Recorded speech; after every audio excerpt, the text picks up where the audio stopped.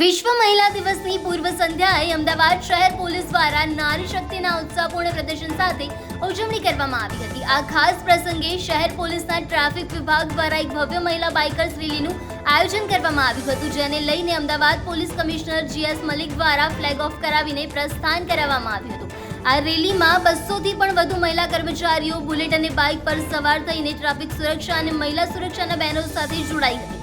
Police વિભાગમાં મહિલાઓના અમૂલ્ય યોગદાનને બિરદાવવા માટે આ કાર્યક્રમમાં સંદેશ આપવામાં આવ્યો હતો કે આજે મહિલાઓ પુરુષો સાથે કદમથી કદમ મિલાવીને સેવા, સુરક્ષા અને શાંતિ જાળવવામાં અગ્રેસર છે।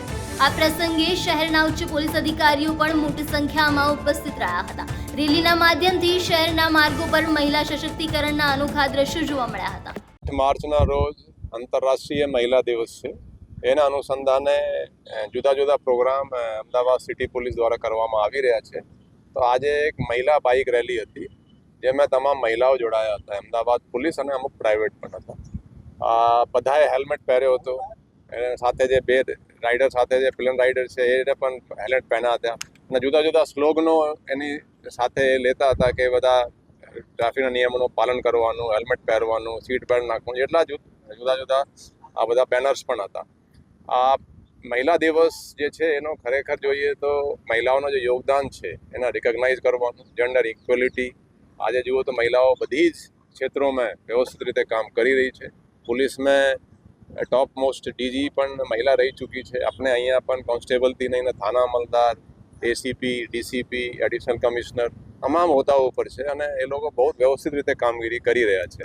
ઇનફેક્ટ પોલીસ સ્ટેશનમાં અમુક વખતે તો એની સિન્સિયરિટી જેન્ટ્સ કરતાં કદાચ એ વધારે સિન્સિયર મને એવું એસેસમેન્ટ ક્યારેક થાય છે અમુક મહિલાઓનો। તો એટલે કામગીરી બહુ વ્યવસ્થિત છે અને આંતરરાષ્ટ્રીય મહિલા દિવસ પર હું તમામ લોકોને શુભેચ્છા પણ પાઠવું છું। સર, અમદાવાદ શહેરમાં ગુનાનું પ્રમાણ વધી રહ્યું છે, ખાસ મહિલાઓની વાત કરવામાં આવે તો વિસ્તારમાં અને જે કેસો છે તેમાં કન્વિક્શન રેટ ઓછો છે, તેને વધારવા માટે કયા પ્રકારના પ્રયત્નો?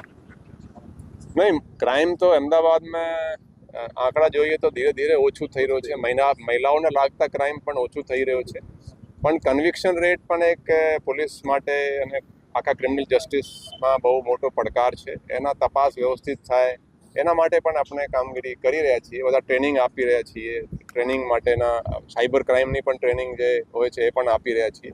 તો એ હોપફુલી કન્વિક્શન રેટમાં ઇમ્પ્રુવમેન્ટ થશે। Thank you sir.